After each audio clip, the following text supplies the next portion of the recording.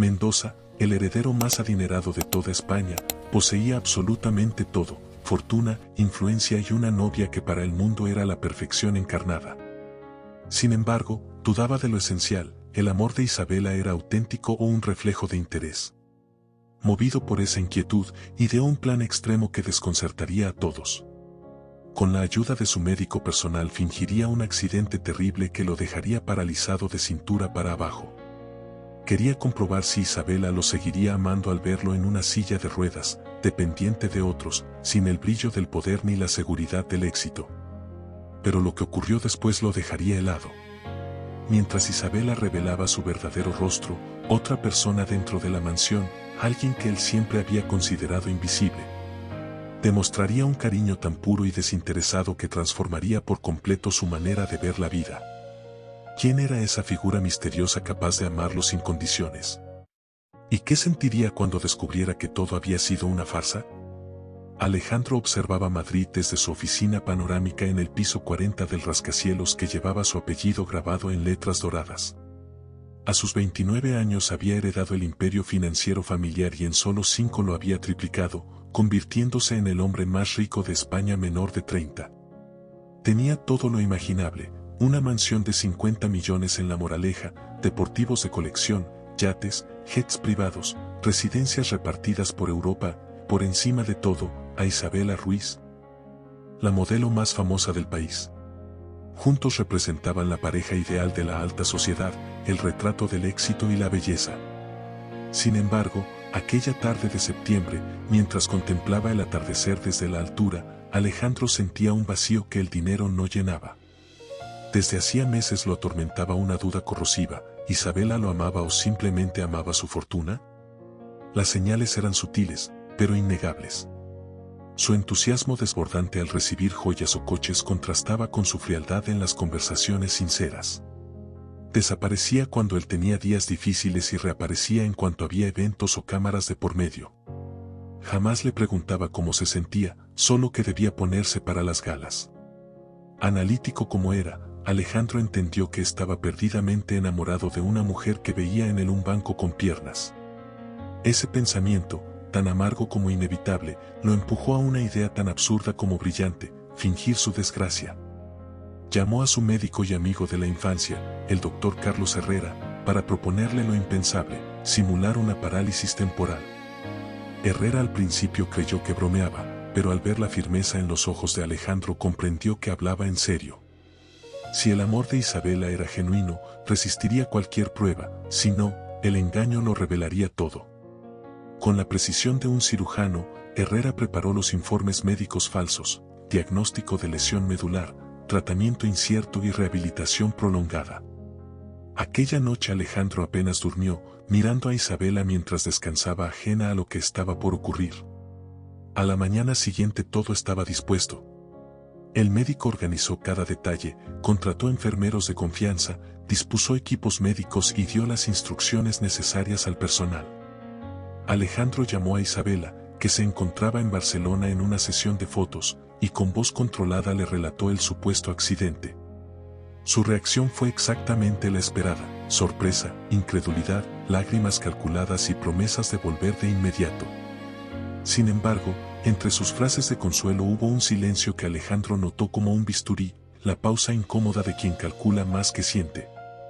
Cuando el rugido del Maserati resonó en el sendero de grava de la mansión, Alejandro sintió el corazón palpitar con fuerza. Se preparó, sentado en la silla de ruedas, para enfrentar el momento de la verdad.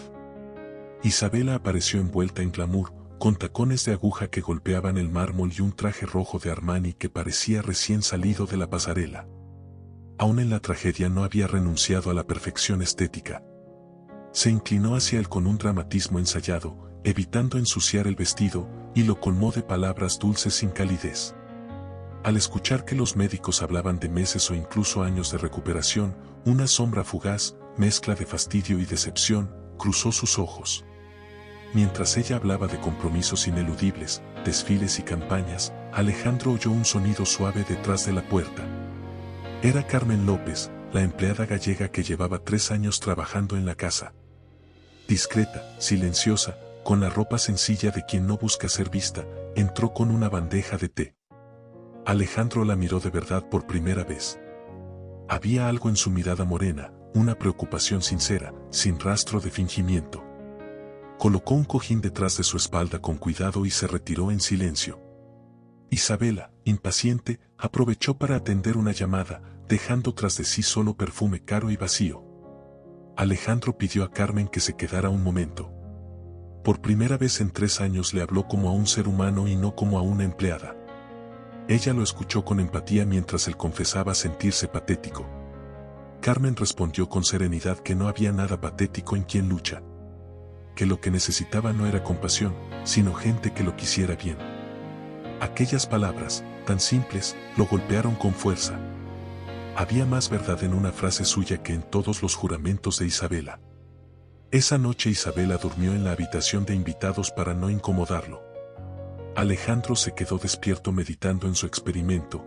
En menos de un día su novia había mostrado su superficialidad y Carmen, la mujer invisible del fondo de la casa, se revelaba como un alma luminosa.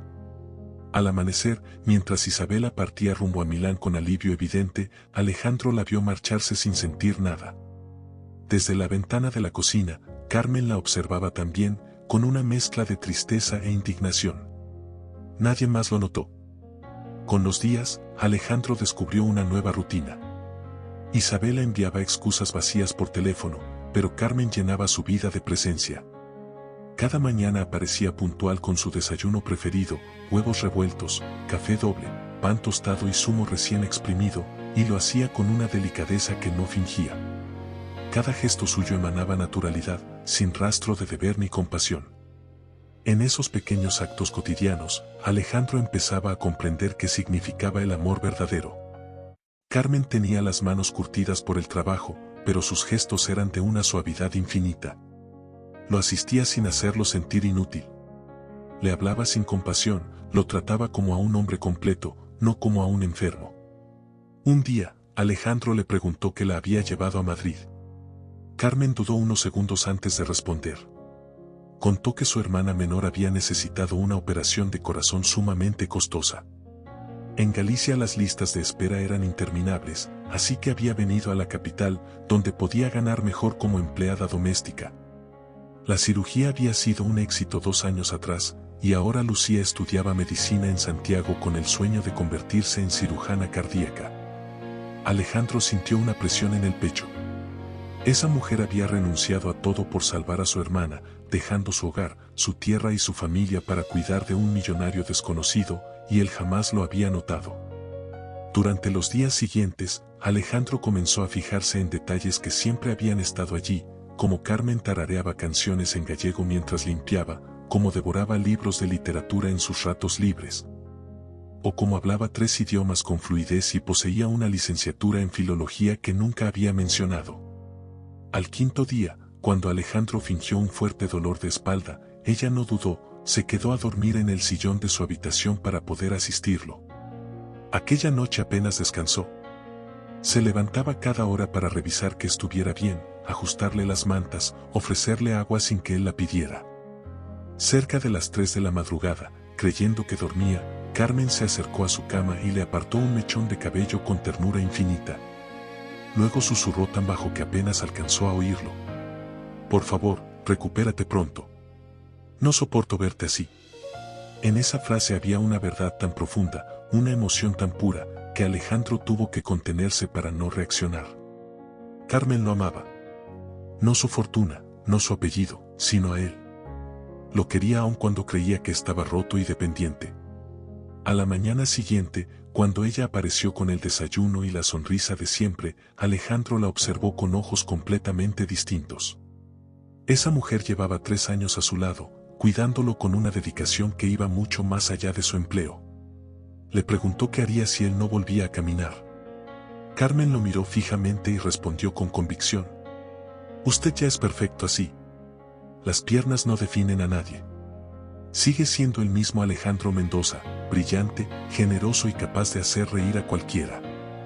Y cuando él insistió, preguntando qué pasaría si realmente necesitara ayuda para siempre, ella no titubeó. Entonces estaré yo, para siempre. En ese instante Alejandro comprendió que había hallado algo que nunca supo que buscaba, no solo amor verdadero, sino alguien que lo veía tal como era y lo amaba precisamente por eso. Pero lo que ignoraba era que Carmen empezaba a sospechar algo, y que la verdad, cuando estallara, cambiaría sus vidas para siempre. Carmen López no era ingenua.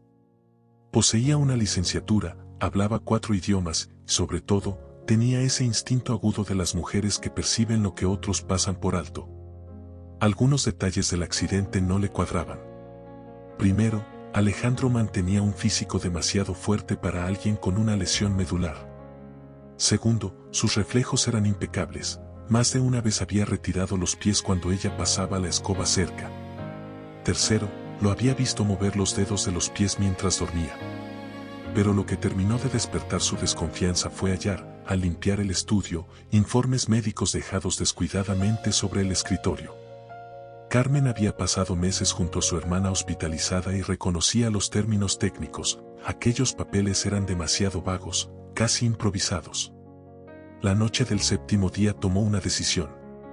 Esperó a que Alejandro se durmiera y bajó al despacho. Sabía la combinación de la caja fuerte oculta tras el cuadro de Velázquez, la fecha de nacimiento de su madre. Lo que descubrió la dejó sin aliento. Había un contrato con el doctor Herrera por consultorías médicas no convencionales, correos entre ambos donde se hablaba de una puesta en escena convincente y una prueba de comportamiento emocional. Encontró también recibos por el alquiler de la silla de ruedas y el equipo médico falso. Carmen se dejó caer en el sillón, temblando, con los documentos en las manos. Todo era mentira, el accidente, la parálisis, el dolor. Él había montado todo para poner a prueba a Isabela. Ella, sin querer, había sido parte del experimento. Lo más humillante era haberlo amado durante esa farsa. Había pasado noches en vela rezando por su salud, preocupándose sinceramente por un hombre que jugaba con sus sentimientos. Lágrimas silenciosas rodaron por su rostro mientras leía el último documento, un plan detallado sobre cómo revelar la verdad para minimizar los daños personales. Hasta había programado cómo manipular sus reacciones. Con el corazón roto, Carmen volvió a dejar todo en su sitio, subió a su cuarto, preparó las maletas y escribió una carta de renuncia. A las 3 de la madrugada, con el alma desgarrada, cerró la puerta por última vez. Sin embargo, Alejandro no dormía. La culpa y la confusión lo mantenían despierto. Escuchó el ruido del taxi alejándose y corrió a la ventana justo a tiempo para ver las luces desaparecer. Cuando bajó a la cocina y vio la carta, sintió que el mundo se le venía abajo. A las 8 de la mañana llamó desesperado al doctor Herrera. Carmen había descubierto la verdad y se había marchado. Tenía que encontrarla. Pero el médico le aconsejó dejarla ir, que el juego había ido demasiado lejos. Alejandro, fuera de sí, gritó que ya no le importaba el experimento, que estaba enamorado. Carmen lo había querido cuando creía que era un hombre roto, y él le había pagado con una mentira imperdonable. Buscar a Carmen López en una ciudad de 3 millones de personas se convirtió en la tarea más difícil de su vida.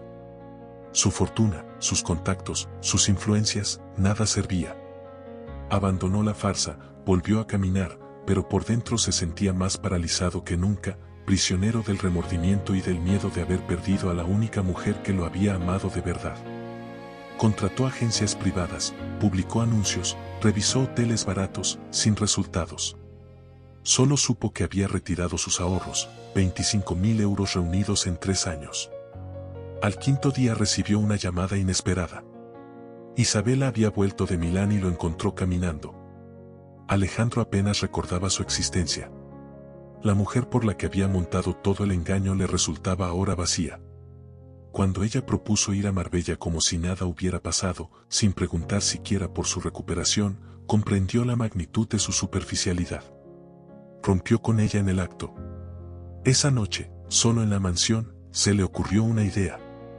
Si no podía hallar a Carmen directamente, quizás podría encontrarla a través de su hermana Lucía, la estudiante de medicina en Santiago.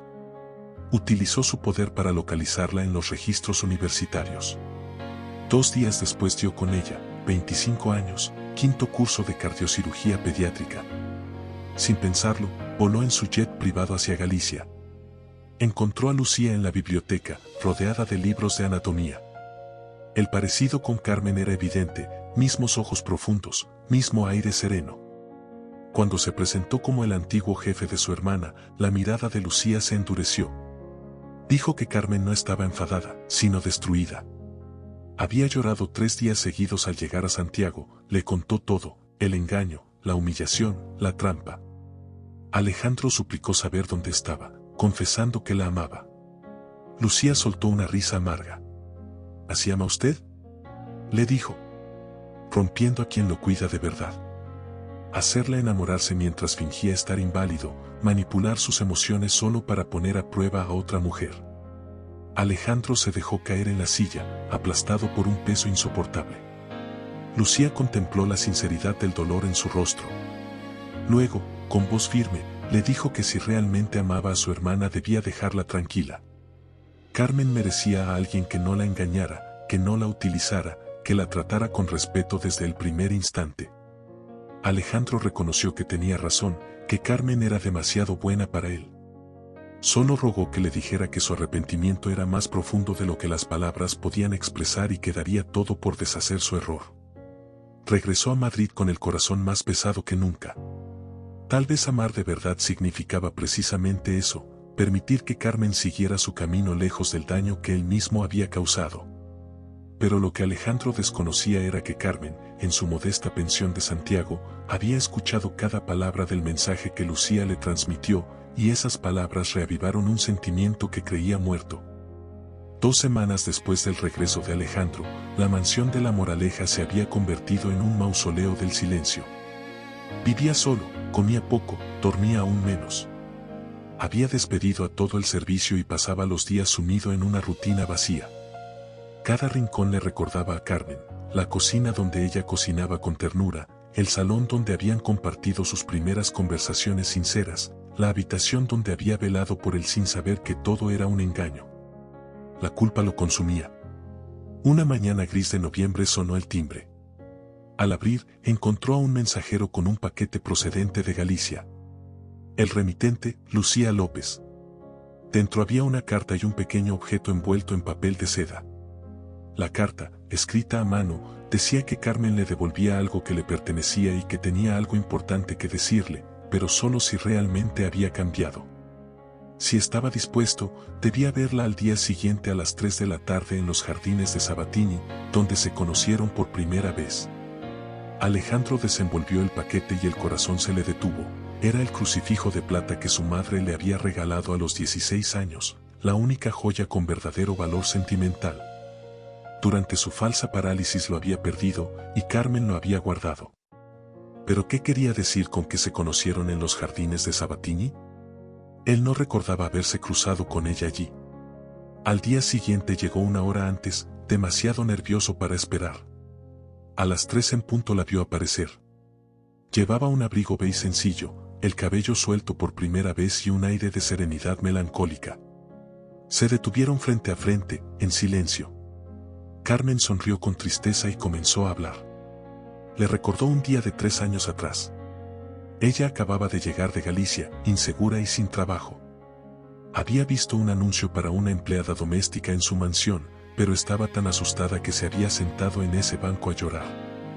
Alejandro, que corría cada mañana por allí, se había detenido al verla. Le preguntó si estaba bien. Ella le contó que era gallega, que buscaba empleo, que tenía miedo. Él le ofreció un pañuelo y le dijo que el valor no era no tener miedo, sino actuar a pesar de él. Luego se ofreció a acompañarla a la entrevista, asegurándole que hablaría bien de ella con su jefe. No sabía que él era el propio jefe.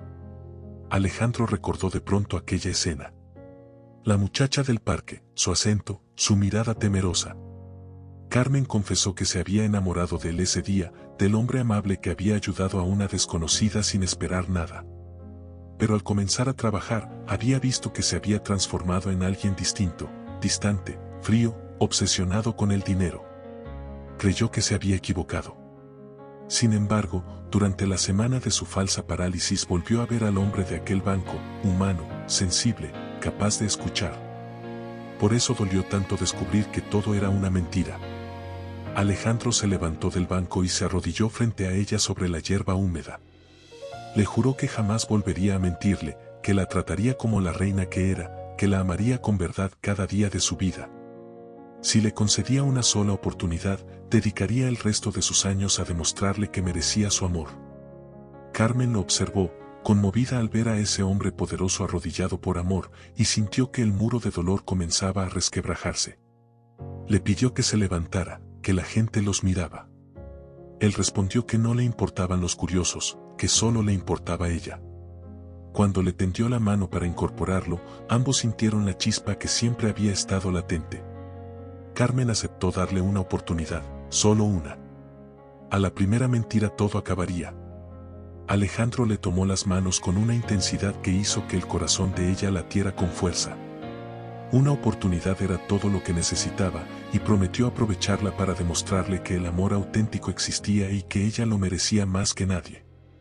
Se besaron en los jardines de Sabatini, en el mismo lugar donde sus caminos se habían cruzado por destino, bajo el sol dorado de noviembre.